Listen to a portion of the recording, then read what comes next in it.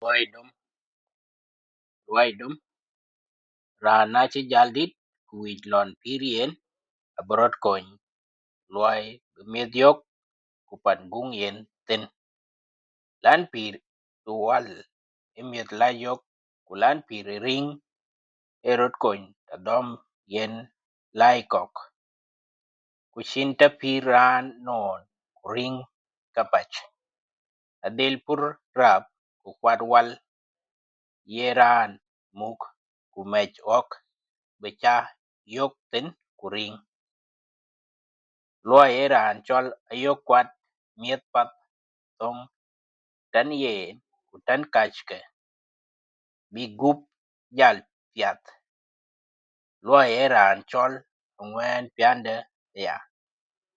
Ra rot dak kwat luoi ibin abi chok nok ku chok ye ran tany karach yich bi chwer ku rum kak koch kok. Ra rer piny ipath ku chin luoi path e karach wich ye pio ku ron dek e un karach po eben. Luoi ye ran chol ajak bi rot muk apath ku muk koch pande.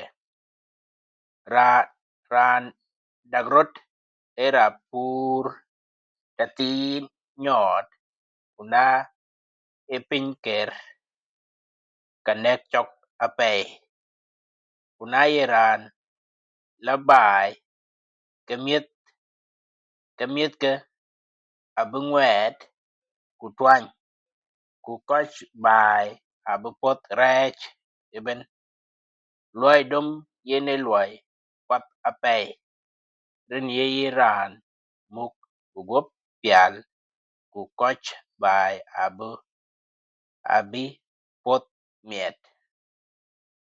Let us read it again for a quick recap.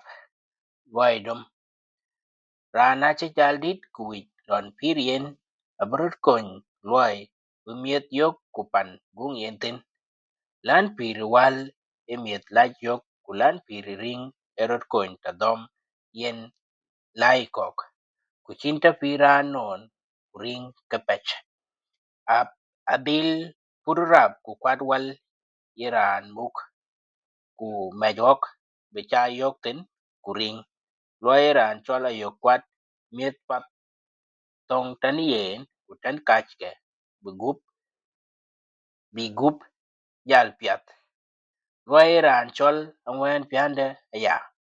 Ra rot dak kwat luoi iben abi chok nok ku chok ye ran tany karach yich bi chwer ku rum kak koch kok.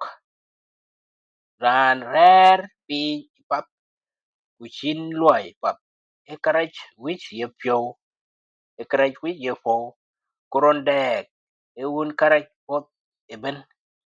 Luoi ye ran chol ajak bi rot muk apath ku muk koch pande.